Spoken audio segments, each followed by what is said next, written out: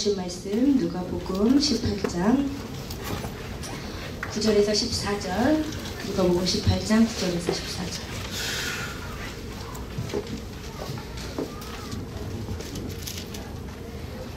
우리 다 같이 읽으십시다. 시작. 또 자기를 의롭다고 믿고 다른 사람을 멸시하는 자들에게 이 비유로 말씀하시되, 두 사람이 기도하러 성전에 올라가니 하나는 바리새인이요 하나는 세리라. 바리새인은 서서 따로 기도하여 이르되, 하나님이여, 나는 다른 사람들 곧 토색, 불의, 간음을 하는 자들과 같지 아니하고 이 세리와도 같지 아니함을 감사하나이다. 나는 일해에 2번씩 금식하고 또 소득의 11조를 드리나이다 하고, 세리는 멀리 서서 감히 눈에 들어 하늘을 쳐다보지도 못하고 다만 가슴을 치며 이르되, 하나님이여, 불쌍히 여기소서, 나는 죄인으로소이다 하였느니라. 내가 너희에게 이르노니 이에 저 바리새인이 아니고 이 사람이 의롭다 하심을 받고 그의 집으로 내려가느니라. 무릇 자기를 높이는 자는 낮아지고 자기를 낮추는 자는 높아지리라 하시니라. 아멘. 아멘. 예, 제가 원래 목이 잘 안 쉬는데 선천적으로 타고나고 후천적으로 단련돼서 목이 웬만해서는 안 쉬는데, 지난 성령 캠프 때 저 목감기가 걸린 상태에서 목을 너무 써서 좀 목이 좀 잠긴 상태였습니다. 우리 듣기 좀 힘드시더라도 이해해 주시기를 바랍니다. 오늘 본문은 이렇게 시작합니다. 우리 같이 읽으실까요? 시작. 사람이 기도하러 성전에 올라가니 하나는 바리새인이요 하나는 세리라. 예, 오늘 본문에 왔더니 당시 유대에서 전혀 다른 가장 대조적인 삶을 살던 두 사람이 등장을 하는데, 하나는 바리새인이고 하나는 세리였어요. 오늘의 비유는 당시 바리새인이 어떤 사람이었고 당시 세리가 어떤 사람이었는지를 이해해야 제대로 이해할 수 있는 비유예요. 이번 성령 캠프 때 성경 퀴즈 대회를 위해서 우리 하나가 누가복음을 읽었대요. 상품의 힘이죠. 하나가 누가복음을 읽었습니다. 누가복음 읽다가 자꾸 바리새인이 나오니까 소라한테 바리새인이 누구냐고, 소라가 뭐라고 대답했다고? 그 당시에 율법주의자들이야, 이렇게 대답했대요. 아니, 교회 처음 나온 사람한테 그 당시에 율법주의자 그러면 누가 알아요? 나도 모르겠어. 그죠? 교회 10년 다닌 사람도 그 당시 율법주의자라면 누가 알아요? 그죠? 지금 오늘 여러분은 다 아시지만 우리 하나를 위해서 바리새인과 세리를 다시 한번 설명해 드릴 테니까 보세요. 바리새인의 뜻은 구별된 자라는 뜻이에요. 예수님 당시에 이스라엘 전체 6,000명 정도밖에 존재하지 않았어요. 그러니까 우리 복음서를 읽다 보면 계속 바리새인 나오니까 당시에 바리새인이 되게 많았을 것처럼 생각을 하지만, 이 바리새인들이 예수님을 계속 쫓아다녔기 때문에 바리새인에 대한 기사가 많은 것이지, 전 이스라엘에 6,000명 정도밖에 안 되는 아주 소수의 사람들이었어요. 이 사람들은 한마디로 자타가 공인하는 가장 하나님을 잘 섬기는 사람들의 모임, 이렇게 생각하면 제일 쉬울 것 같아요. 언제 이 사람들이 시작이 되었냐면, 지금 이 예수님 당시로부터 한 600년 정도 전에 온 이스라엘이 이방의 포로가 되어서 망했을 때가 있어요. 그때 왜 우리 이스라엘이 하나님의 선택받은 민족인데 이렇게 이방의 포로가 되어서 망해버렸냐? 우리가 하나님의 말씀을, 하나님의 율법을 잘 지키지 않았기 때문이다 라고 생각을 하면서 신앙의 각성을 일으키면서 하나님을 절대적으로 잘 섬기고 율법을 절대적으로 잘 지키고자 모인 사람들이 바리새파를 이룬 거예요. 무슨 말 아시겠죠? 그러니까 누구는 어떻게 설명을 하냐면, 예전에 우리 다니엘과 세 친구, 그쵸? 하나님 율법을 이 이방에서도 지키기로 결의하잖아요. 그것을 바리새파의 기원으로 보는 사람들도 있어요. 어떻게 시작됐는지 알겠죠? 그러니까 하나님만 잘 섬기기로 한 사람들이어서 이 사람들이 율법을 준수하고 하나님을 섬기는 이 정도는 보통 사람들이 감히 그 열심을 따라갈 수가 없었어요. 율법에서는 1년에 한 번 대속죄일만 금식하라고 했는데 이 사람들은 일주일에 2번 금식하는 거예요. 월요일과 목요일. 그죠? 우리는 하루에 한 번 기도하기도 힘든데 이 사람들은 하루에 3번씩 기도하는 거예요. 그리고 이 사람들은 그냥 11조도 아니고 그냥 소득의 11조도 아니고 모든 것에 11조를 드렸어요. 그게 무슨 말이냐면, 우리는 월급에 11조 드리기도 힘들잖아요. 근데 이 사람들은 월급의 11조 뿐만 아니라 뭐 누가 기프트 카드를 줬다. 그것도 11조를 바치는 거예요. 누가 선물을 줬다. 그것도 11조를 바치고 자기에게 들어오는 모든 것에 11조를 다 바친 사람들이에요. 대단한 사람들이죠. 그렇죠? 이 바리새인은 아무나 될 수도 없었고 아주 엄격한 시험을 거치고 나서 내가 평생 율법과 정결례를 잘 지키겠다고 맹세한 사람만 이 아주 폐쇄적으로 바리새파에 들어가게 해준 사람들이에요. 훌륭한 사람들이에요. 그렇죠? 그러니까 오늘 본문에서 바리새인이 기도하러 성전에 올라갔다. 주님이 이렇게 말씀하셨다. 그러면 듣는 사람들이 어떻게 생각했겠어요? 당연하지. 역시 바리새인이야. 역시 경건하게 하나님께 기도하는 사람을 이렇게 생각했을 거예요. 근데 반면 세리는 어떤 사람이었냐? 당시 이스라엘은 로마의 속국이었지요. 근데 로마가 직접 이스라엘의 세금을 거두면 속국인 이스라엘 사람들이 반발이 너무 심할 것이니까 자국민 중에서 경매권을 붙여서 팔아서 조세 징수권을 사들인 사람이 자국의 조세를 거둘 수 있도록 했어요. 아시겠죠? 그러니까 경매 붙여서 제일 경매를 최고 입찰가를 낸 사람이 조세 징수권자가 되는 거예요. 한마디로 세무소장이 되는 거예요. 그러면 이 이스라엘인인 세무소장은 이스라엘 사람들에게 세금을 걷어서 로마에 바치는데 그때 로마가 어떤 권한도 줬냐면 할당된 세금을 내기만 하면 그 이상 세금을 징수해도 터치하지 않았어요. 그러니까 예를 들어서 2천만 불만 세금을 내면 된다. 그러면 이 사람은 3천만 불, 4천만 불 거둬도 되는 거예요. 그래서 로마에 낼 금액만큼만 내고 나머지는 자기가 가지면 되는 거예요. 그래서 당시 세리들은 로마에 내야 되는 세금 외에 수많은 금액을 징수를 한 이후에 그것을 자신이 개인적으로 착복했단 말이에요. 세무서장부터 말단 세리까지. 근데 이스라엘 사람들이 봤을 때 이 세리들은 진짜 나쁜 놈이잖아요. 동족의 혈세를 빨아먹고, 그쵸? 침략 국가의 권력을 등에 업고 사는 아주 나쁜 매국노들. 그 사람들이 세리를 너무너무 싫어해서 어떤 사람이 세리가 됐다. 그럼 한마디로 이 사람은 내놓은 자식, 가정에서도 내놓은 자식, 그리고 이스라엘 전체 공동체에서도 추방, 회당에서도 출교. 회당은 쉽게 말하면 우리 교회 같은 공동체예요. 교회에서 못 들어와. 세리가 되면 못 들어왔어요. 그래서 이스라엘에서 세리가 됐다 이것은 하나님 믿는 신앙에서 추방됐음을 의미해요. 지옥 자식이 됐음을 의미했어요.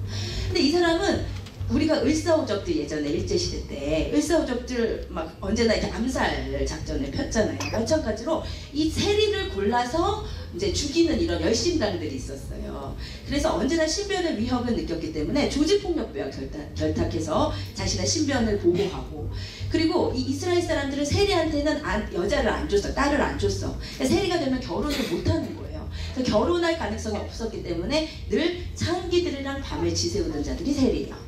그러니까 한마디로 요즘으로 치면은 가장 인간 쓰레기 같은 삶을 사는 사람이에요. 검은 돈으로 부정부패하고 돈 착복하면서 밤에는 최고급 단란주점에서 여자들이랑 술 먹고 노는 가장 요즘으로 치면 쓰레기 같은 인간이 세리란 말이에요. 근데 오늘 본문에 봤더니 뭐라고요? 그 세리도 성전에 기도하러 갔대요. 그럼 이 주님의 비유를 듣는 사람들 어떻게 생각하겠어요? 아이고, 세리가 감히 거길 어디라고 가? 그쵸? 하늘이 무섭지도 않나? 낯짝도 두껍네. 어떻게 감히 성전으로 기도하러 가? 이렇게 생각을 했을 거란 말이에요. 그게 당시 예수님의 비유를 듣는 사람들의 상식인데 주님께서 이 비유의 결론으로 사람들의 상식을 뒤집는 이야기를 하신단 말이에요. 이 비유의 결론이 어떻게 되는지 14절 읽읍시다. 시작. 내가 너희에게 이르노니 이에 저 바리새인이 아니고 이 사람이 의롭다 하심을 받고 그의 집으로 내려갔느니라. 아멘. 결론이 뭐라고요? 사람이 봤을 때 세리는 성전에도 올라오면 안 되는 더러운 놈이야.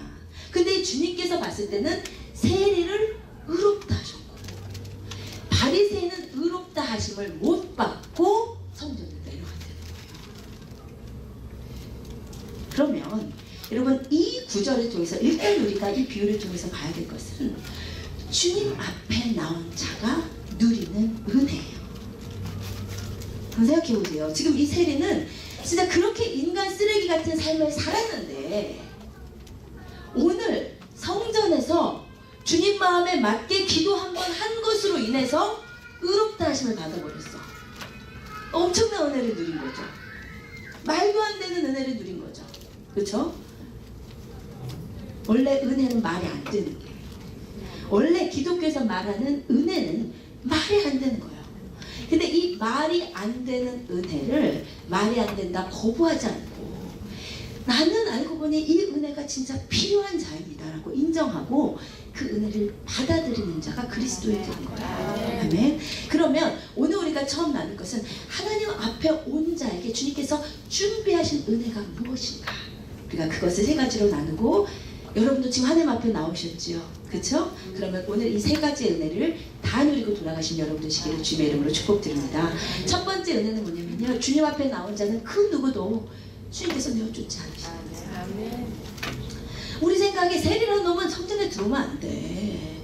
지난밤에 창기랑 놀면서 마약한 놈인데 에? 얼마나 남의 돈 뽑아먹고 사람들 힘들게 하는 놈인데 근데 주님은 바리새인뿐만 아니라 세리의 기도도 똑같은 마음으로 환영하시고 기다리고 계신다는 거예요. 여러분 이것이 주님 앞에 온 자가 누리는 은혜예요. 여러분이 어떠한 삶을 사시다 오셨던지 간에 여러분이 주님 앞에 오시려고 하는 한 주님은 여러분을 절대로 내어쫓지 않으시고 똑같은 마음으로 여러분이 기다리고 계시는 거예요. 아멘. 우리 말씀 같이 읽읍시다. 시작. 내게 오는 자는 내가 결코 내어쫓지 아니하리라. 아멘. 우리는 이 말씀을 믿습니다. 주님 앞에 오는 자는 주님께서 절대로 내어쫓지 않는다고 약속하셨어요. 여러분 그렇기 때문에 여러분의 삶이 지금 망가져 있더라도 우리 성은이처럼 비행기 타고 갈 때 뜨거워졌다가 지금 많이 식어진 상태라도 그때일수록 더더욱 주님 앞에 나와야 하는 이유는 주님께서 우리가 어떠한 삶을 살았던 간에 우리가 주님 앞에 온다고만 한다면 절대로 내어쫓지 않으시는 거예요. 그래서 여러분이 지난밤에 노래방에서 술을 진탕 마시고 놀고 오셨건 아니면 밤새 포르노를 보고 오셨건 아니면 오늘 아침에 남편이랑 아내랑 막장 드라마를 연출하면서 욕을 하고 싸우셨건 상관없이 여러분이 오시기만 하면 주님은 통일한 마음으로 여러분을 기다리시는 거예요. 여러분을 고치고자 하시는 거예요. 아멘. 아멘. 그래서 여러분이 더 망가져 있을수록 여러분이 더 죄악되어 있을수록 여러분이 영적으로 지금 좋고 바리새인처럼 하루에 3번씩 기도하고 금식하고 철회하고 하지 않고 완전히 영적으로 다운돼 있으면 있을수록 그 시간이 더더욱 여러분이 주님 앞에 나오셔야 하는 시간임을 기억하시길 부탁드립니다. 아멘. 두 번째, 주님 앞에 온 자에게 주시는 은혜는 주님 앞에 온 자는 의롭다 하시는 거예요. 오늘 이 세리를 보세요. 기록되어 있지는 않지만 얼마나 죄악되게 살았겠어요. 여러분 인간이라는 존재가 막 나갈 수 있잖아요. 얼마나 막 나가고 얼마나 많은 사람의 눈에 눈물 흘리게 하면서 죄악되게 살았겠어요. 그런데 오늘 봤더니 이 죄인이 주님 앞에 와서 주님 나는 죄인입니다 라고 고백하는 그 한 번의 만남으로 인해 그 한 번의 기도로 인해 그 세리가 의롭다 하심을 얻는 은혜를 누렸다는 것이에요. 아멘. 여러분 이것이 주님 앞에 온 자에게 주님이 예비하시는 놀라운 은혜입니다. 아멘. 여러분 우리 인간이라는 존재는요 바리새인처럼 열심히 기도하고 경건 생활을 하는 사람이든 저 같은 목사로서 매주 이렇게 설교하고 기도하는 목사든 아니면 매일같이 바깥에서 나쁜 자들이랑 어울리고 세상 끝에 쓰레기같이 사는 인간이든 모든 인간은 50보 100보의 차이만 있을 뿐이지 본질적으로 우리는 죄인들 자들이에요. 그것이 성경의 선언입니다. 성경에 우리 인간의 존재를 이렇게 선언했어요. 같이 읽으십시다. 시작. 기록된 바 의인은 없나니 하나도 없으며 깨닫는 자도 없고 하나님을 찾는 자도 없고 다 치우쳐 함께 무익하게 되고 선을 행하는 자는 없나니 하나도 없도다. 아멘. 여러분 이것이 성경의 선언이에요. 기록된 바 의인은 없나니 하나도 없어. 선을 행하는 자도 없고 깨닫는 자도 없고 불의를 끊어버리는 자도 없고 모두 다 치우쳐서 무익하게 되고 더럽게 된 것이 우리 인간이란 말이에요. 그런데 우리 인간이 이렇게 본질적으로 죄인된 존재인데 이렇게 죄악되게 사는 우리 인간의 결론은 어떻게 된다고 하나? 성경에서 말하는 우리 인간의 죄인된 삶의 결론은 죄의 싹슨, 죄의 대가는 사망이라는 거예요. 인간은 아까가 더 나아요. 그냥 놔두시면 하겠어요. 모든 인간은 죄인인데 죄의 대가는 결국 사망이에요. 이것이 모든 인간이 처한 운명이에요. 그런데 우리가 이 몹쓸 운명에서 이 운명을 끊고 죄에서 빛으로 죽음에서 생명으로 옮길 수 있는 방법이 있는데 그것은 인간이 예수 그리스도 앞에 나와버립니다. 그리고 이게 엄청난 은혜인 거예요. 여러분이 지금 이 엄청난 은혜를 너무 우리 일상적으로 생각을 하잖아요. 여러분, 인간이라는 존재는 성철 스님처럼 몇 년을 누워서 자지 않고 가부좌를 하고 자신의 죄를 없이 하고 선행을 하면서 고행을 하면서 참선을 하면서 선하게 살아보려고 하는 사람이나 그냥 될 대로 되라고 하면서 사는 사람이나 50보 100보의 차이만 있을 뿐이지 인간이라는 존재는 자기의 죄된 본질적 존재로부터 벗어날 가능성이 없는 존재예요. 그것을 인정하는 것이 그리스도인이에요. 그것을 거부하고 아니 어떻게 인간의 노력, 선행 그런 것도 의미가 있지. 착하게 살려고 하는 노력이 의미가 있지. 나를 깨끗게 할 수 있지. 어떻게 주님 앞에 오면 그냥 용서를 받냐? 이것이 세상에서 기독교를 비판하는 비판이죠. 근데 우리 기독교인들은요 알아요. 우리가 아무리 10년 20년 누워서 잠을 자지 않고 내가 계속해서 나의 그 죄의 업을 없애보려고 108배를 계속해서 1000번 2000번 넘게 해도 내가 아무리 거룩하게 살아보려고 노력을 해도 내 행위로서는 내가 선하게 될 수 없음을 알아요. 그래서 겸손하게 네 그렇습니다 주님. 내 힘으로 내 노력으로서는 내가 의롭게 될 수 없음을 인정합니다 하고 겸손하게 주님 앞에 나와서 나의 죄됨을 고백하는 자에게 주님께서 의롭다 하시는 은혜를 주시는 거예요. 아멘. 여러분, 그래서 주님 앞에 오기만 하면 이게 반응되는 거야. 세상 어떻게 주님 앞에 오면 의롭게 되냐. 오늘 본문에서 분명히 말씀하시는 것은 여러분이 주님 앞에 오기만 하면 어떤 죄를 지었던 간에 주님께서 여러분을 의롭다 해주시는 놀라운 은혜를 누리게 됨을 기억하시기를 바랍니다.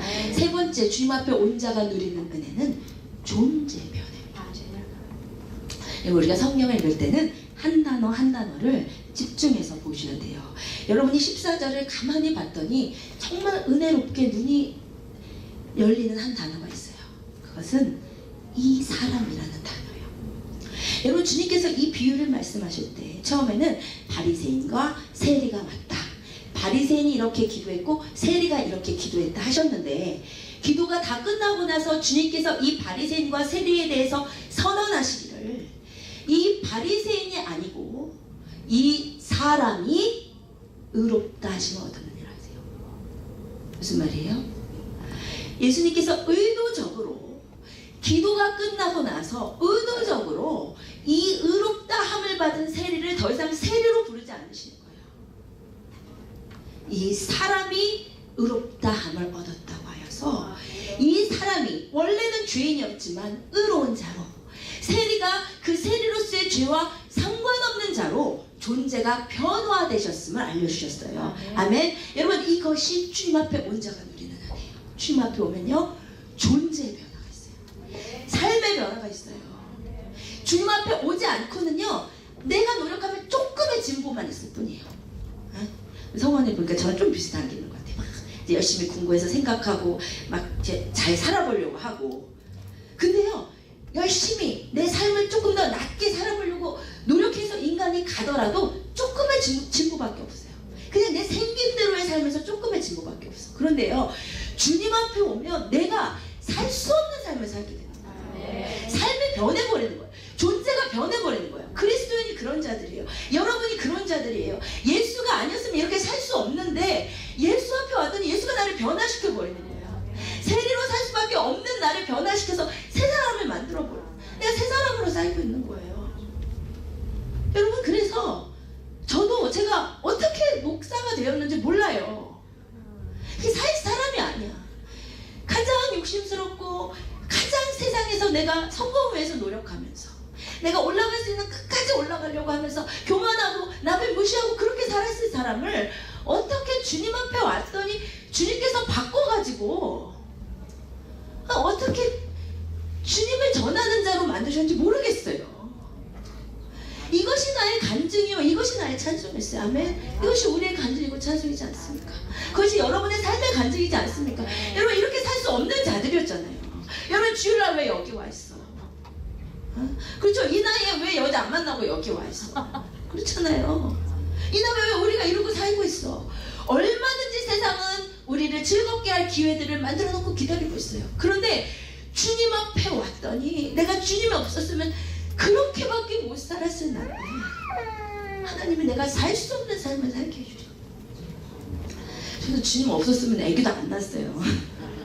욕심이 많아가지고 성공하려고 이런 관심, 가정사에 이런 관심 없고 내가 이제 성공력이, 영역이 붙어서 주님 덕분에 남편도 주시고 주님 덕분에 둘만 돼도 주님 감사합니다, 너무 행복합니다, 감사합니다 했는데 주님이 또 주시고, 이게 진짜 그냥 주님 앞에 왔더니 내가 살 수 없는 삶으로 나를 이끌어 가는 거예요. 여러분, 주님 앞에 오면 새 삶이 여러분 앞에 기다리고 있음을 여러분에게 부탁드립니다. 선포합니다. 그리고 감사한 것은 주님께서 세리로서의 삶은 기억도 안 하셔.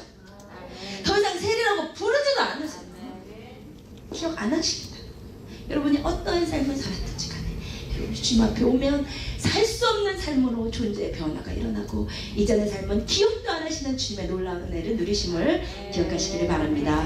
그런데요, 문제는 뭐냐면 둘 다 주님 앞에 오긴 왔었잖아요.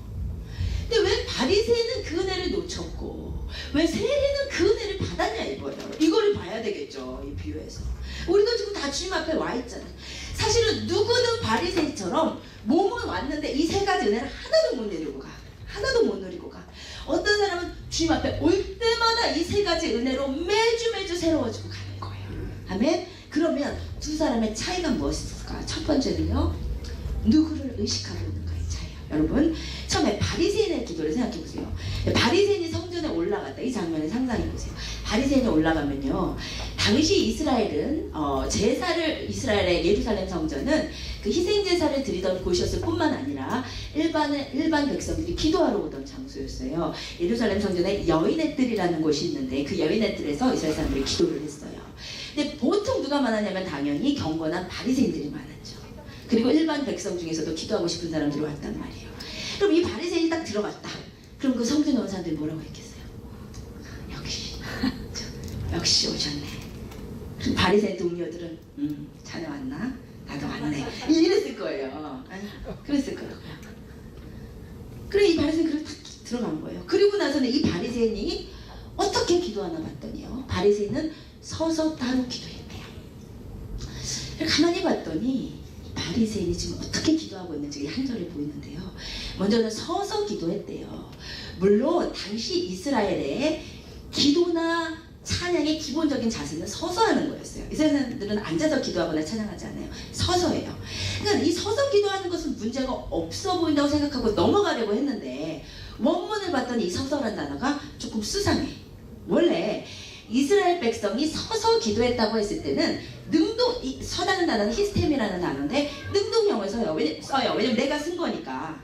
그럴 거 아니에요. 내가 썼으니까 능동형을 쓸 거 아니에요. 그런데 그래서 이후에 세리가 서서 기도할 때는 능동형을 썼어요. 근데 유독 이 바리새인이 서서 기도했다고 할 때는 능동형을 쓰지 않고 수동형의 스타데이스라는 단어를 썼어요. 그게 무엇을 의미하냐면 이 사람이 자기가 하나님께 기도하려고 섰다기보다 뭔가 외부적인 이유에 의해서 마치 전시되듯이 서졌음을 의미하는 거예요. 이해하세요? 그게 수동형의 의미죠. 그러니까 이 바리새인이 서서 기도했다, 스타데이스 했다라는 이 단어 속에 보이는 건 뭐냐면 이 바리새인은 하나님 앞에 내가 쓴 것이 아니고 다른 사람의 눈을 의식하고 있는 거예요. 지금 다른 사람의 눈에 전시되듯이 잘 서 있는 거예요. 아시겠죠? 그리고요, 따로 기도했대. 따로 기도하다는 게 무슨 말이에요? 이게 한국말을 봤을 때 이해가 안 되는 거는 원문에 볼 수밖에 없는 거예요. 따로 기도하라는 단어는 프로스 헤오톤이라는 단어인데, 프로스는 누구누구에게, 누구누구를 향하여, 헤어턴은 자기 자신에게 이 말이에요. himself. 그래서 플러스 헤어턴하면 자기 자신에게 기도했다는 뜻이야. to himself 이 뜻이에요. 여러분, 다른 사람을 의식하며 하는 기도는요, 다른 사람 들으라고 하는 기도는요, 하나님께 하는 게 아니야. 사실은 자기가 기도받고 있는 거예요.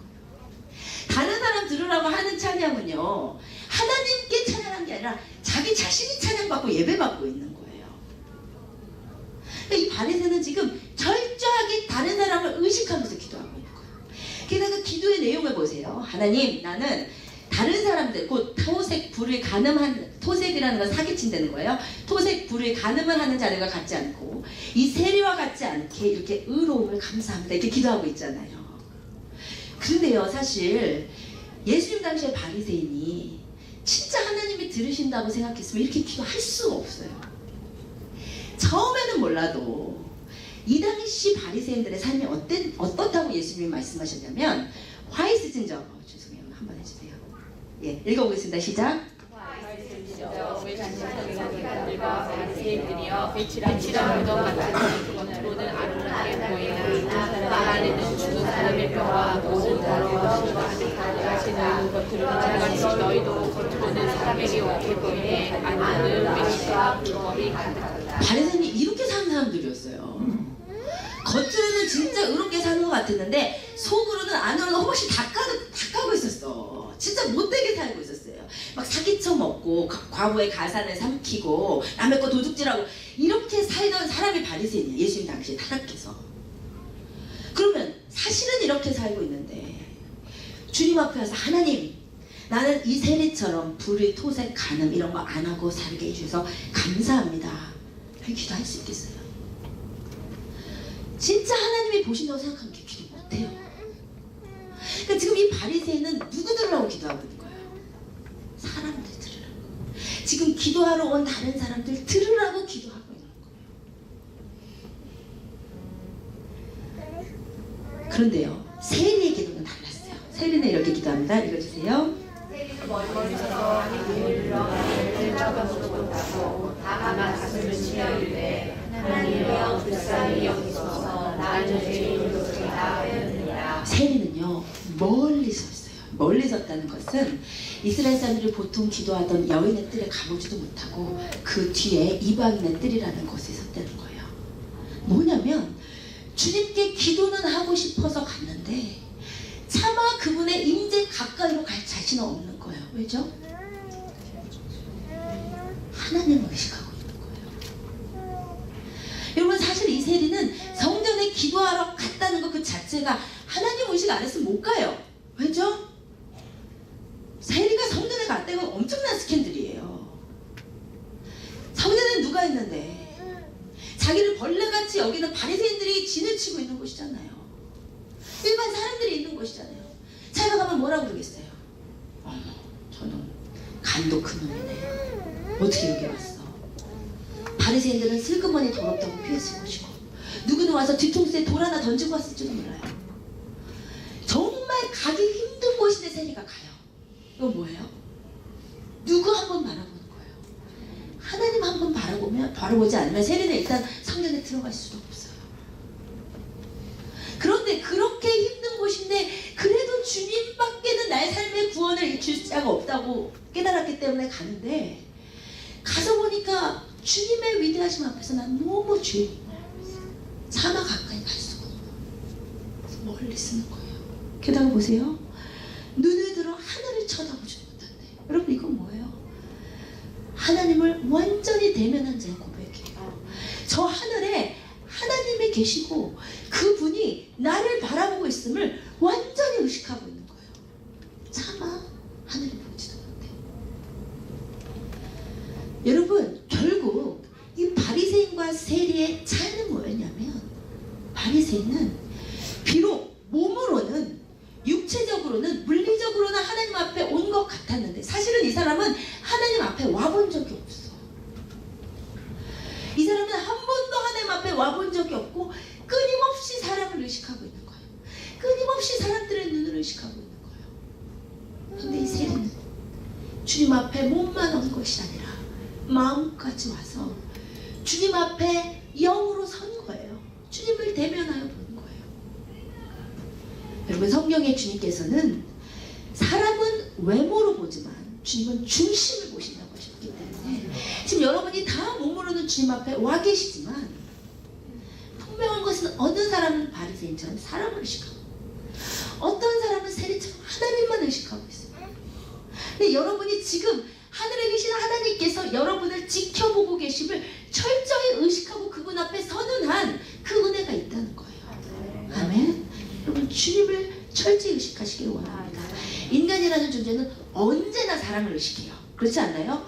인간의 몸을 쓰고 있는 한 안 그러려고 해도 평생 사랑으로부터 100% 자유롭다는 건 참 어려운 일인 것 같아요. 그러나 이 순간만큼, 그런데 이 순간마저도, 주님을 만나러 온 이 순간마저도 사람을 의식했을 때는 희망이 없어요. 이 순간만큼은 진실해야 돼요. 이 순간만큼은 주님 앞에 서야 돼요.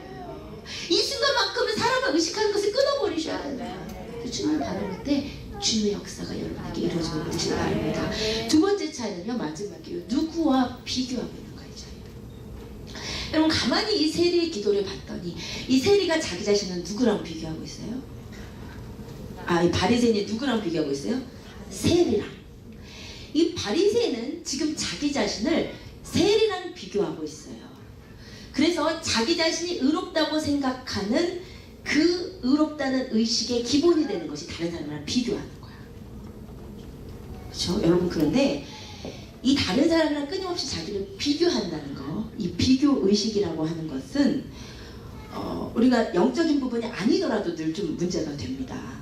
그렇죠? 그런데 특별히 영적인 부분에 있어서 비교의식을 갖는다는 것은 정말 여러분에게 쏟아지고자 하는 하나님의 은혜를 막는 아주 안 좋은 암과도 같아요. 왜냐면요, 계속해서 여러분 자신을 누군가랑 비교를 한다면 그것은 영적인 우월감 혹은 영적인 열등감을 가져요. 둘 중에 하나예요. 중간이 없어. 여러분이 누구를 계속 영적으로 비교하면 영적인 우월감 아니면 영적인 열등감을 가지게 돼요. 근데 그러한 영적인 우월감과 영적인 열등감은 하나님이 여러분을 어떻게 보시는지를 놓치게 만들어요. 그래서 하나님의 은혜 앞에 설 수가 없어요. 무슨 말인지 아시겠어요? 왜죠? 하나님은 여러분을 언제나 절대평가하시기 때문이에요. 하나님은 한 번도 여러분을 상대평가 해보신 적이 없어. 하나님은 절대로 여러분을 상대평가하지 않으세요. 여러분 각자 독특하게 창조되었고 독특하게 성장하기 때문에 하나님 여러분 한 사람 한 사람을 개개인으로 봐요. 지금 이 바리새인이 세리랑 자기를 비교하고 있는데 하나님은 전혀 이 비교에 동의하시지 않아. 하나님은 바리새인은 바리새인대로 보시고 세리는 세리대로 보시는 거예요. 그런데 자꾸 비교를 하면요, 예를 들어서 누가 저기 앞에 와서 뭐 대표기도를 안 하고 대표기도 안 되고 간증을 한다, 간증도 안 되고 뭐야 설교를 한다, 누가 이렇게 시험 안 들게. 근데 진짜 기도는 너무 어렵고 간증도 너무 어렵고 감사합니다. 누가 설교를 한다, 속으로 이렇게 생각, 지나지 않았지. 할 수 있죠? 나 시험 안 들어요? 여러분 그러실 수 있어요, 충분히. 지나지 않았지. 사는 모습 봤더니 여관이 있고, 그쵸? 뭐 큰교회 목사님들 막 비리 많잖아요. 속으로 신문 보니까 뭐 네 삶도 참 그렇더구만 이러면서 남이랑 계속 비교를 하잖아요. 그러면 그 순간 자기는요 우월감에 빠지는 거예요. 바리새인처럼 니보다 내가 나아. 여러분 그러면요 그 순간 하나님이 여러분을 어떻게 보신지를 여러분 놓쳐요. 또 반대로 영적 열등감을 가져요. 누가 나서 또 막 눈물로 기도하고 있어. 자기 또 기도가 오늘 너무 안 돼. 저 여자는 맨날 주님 앞에 저렇게 은혜를 받는데 하나님 저 여자만 사랑하시는가요? 막 이러면서 아니 사람들이 다 은혜를 받는 것 같은데 나만 하나님을 안 사랑하시는가 봐. 여기 영적 열등감 굉장히 어려운 거예요. 근데 좀 있잖아요. 있어요. 그 마귀가 역사를 하거든요. 그 영적 열등감에 빠지면 또 하나님이 여러분을 얼마나 보배롭고 귀하게 여기시고 사랑하고 은혜 주시고자 하신 줄을 또 놓쳐. 여러분 하여튼 영적인 이 여행에서 비교하지 마세요. 그 사람이 아무리 은혜 받고 기도 소리 커도 여러분에게 임하신 그 하나님의 은혜가 족한 거예요. 여러분 사랑하셔요. 하나님 엄청 사랑하셔. 비교하지 마세요. 그러다 보면 문제가 뭐냐면 끊임없이 비교는 자신의 시선을 남에게 향한단 말이에요. 그러면 하나님의 나를 어떻게 보시는지 그 시선을 놓쳐.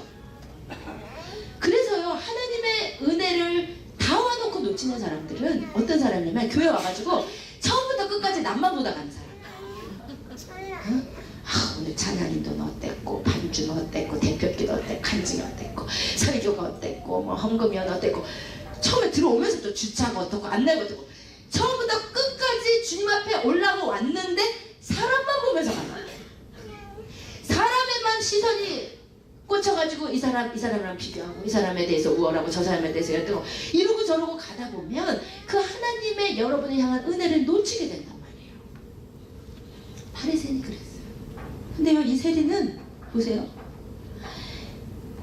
멀리 서서 감히 눈이 들어 하늘을 쳐다보지 못하고 다만 가슴을 치며 이르되 하나님이여 불쌍히 여기소서 나는 주인이로소이다. 여러분, 세리가 이렇게 고백할 수 있었다는 것은요, 세리가요 이 순간 다른 어떤 사람과도 자기를 비교하지 않고 하나님과 자기를 비교하였음을 보여줘요. 왠 줄 아세요? 인간이라는 존재는 사람과 비교하는 한 절대로 내가 죄인이라는 고백을 할 수가 없어요. 인간이 주님 나는 죄인입니다라고 고백할 수 있는 때는 하나님 앞에 설 때만 가능해요.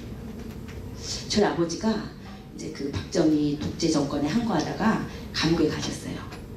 이렇게 말하니까 너무 거창한데, 독재 정권에 항거했다기보다 박정희에 대해서 비판하는 글을 썼다가 한 달 감옥에 갔다 오셨어요. 근데 감옥에 갔다 오시고 나서 우리 아버지가 깨달으신 게 그게 뭐냐면, 감옥에 있는 사람 한 명도 자기가 죄인이라고 안 한대요. 한 명도 자기가 죄인이라고 인정 안 한대요. 도둑놈은 내가 순진해서 왔지 나보다 더 나쁜 놈을 많았는데, 사기친 놈은 또 사기친 놈대로 한 명도 자기가 죄인이라고 인정을 안 하더래요. 이게 인간이에요. 어떤 삶을 살든지 남하고 비교해서는 자기가 언제나 나. 그런데 그 인간이 나는 정말 죄인입니다 라고 고백은 언제 나오냐면 하나님 앞에 섰을 때 하나님이란 나를 느껴져요. 여러분, 사람 바라볼 거 하나도 없어요. 사람과 비교할 거 하나도 없어요. 그리스도에는 하나님과 자기를 비교해요. 그래 보니까 내가 산다고 살았는데 주님 앞에 서니 또 내가 죄인임을 고백합니다. 주님 앞에 눈물로 이 죄를 고백할 것밖에 없습니다 라는 겸손한 고백이 터져 나오는 거예요. 근데 하나님의 은혜가 있음을 믿으시기를 원합니다.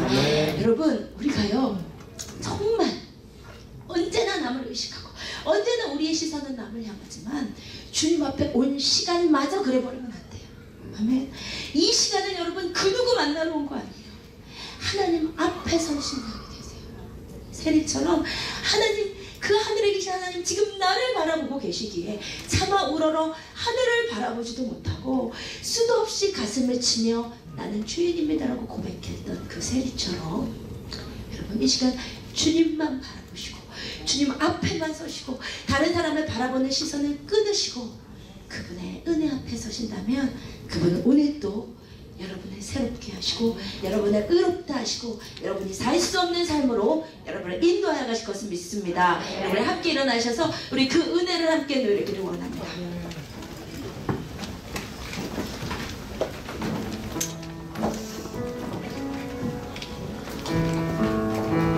여러분, 이 시간은 주님 앞에만 선 시간입니다.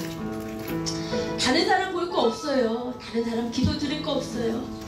다른 사람 찬양 신경 쓸 거 없어요. 여러분, 세리처럼 주님 앞에 서보십시다. 이 세리는 감히 눈을 들어 하늘을 우러러 보지도 못하고 가슴을 치며 가로되 주여 나는 죄인이로소이다 고백하였을 때 주님께서 그 세리를 의롭다 하여 주시고 그 세리를 더 이상 세리라 인정하지 않으시고 새로운 존재로 인정하여 주셨습니다.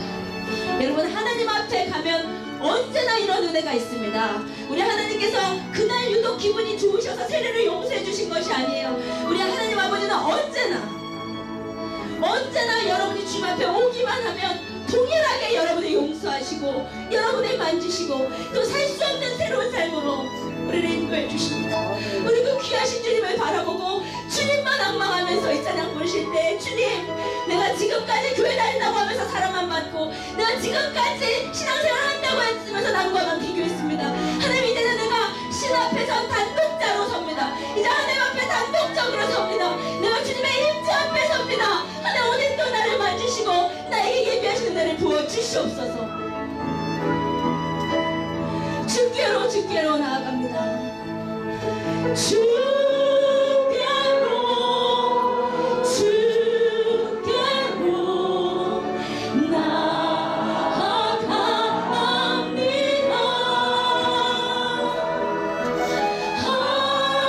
하나님 아버지, 네, 여러분, 주님이 여러분 앞에 계십니다. 주께로 나아갑니다.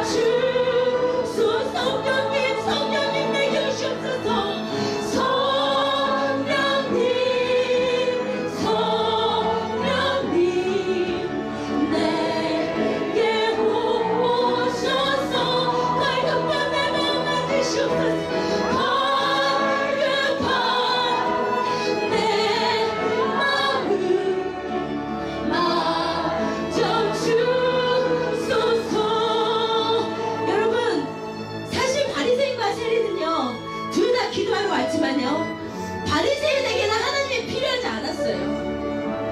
바리새인에게서는 하나님이 그날 자신의 기도를 듣든 듣지 않든 관심이 없었고 상관도 없었어요. 근데 세례는요, 이날 주님이 정말 필요했어요. 이날 주님이 나를 들어주시지 않으면 안 되는 걸 알았어요. 주님을 만나지 않으면 이 세례로서의 삶에서 내가 어떻게 벗어날 수 있을 수 없음을 알았어요. 세례는 주님이 필요했어요. 그래서 주님 앞에 서서 그 주님 앞에 진정으로 나아갈 때 주님 만져주신 거예요. 여러분, 여러분의 삶에 주님이 필요하심을 인정하십니다. 여러분의 삶에 정말 주님이 필요합니다. 여러분, 주님이 필요해요. 주님이 오셔야 여러분의 삶이 변화되는 거예요. 여러분, 이 시간 정말 주님 와주시옵소서. 주님이 필요합니다. 주께로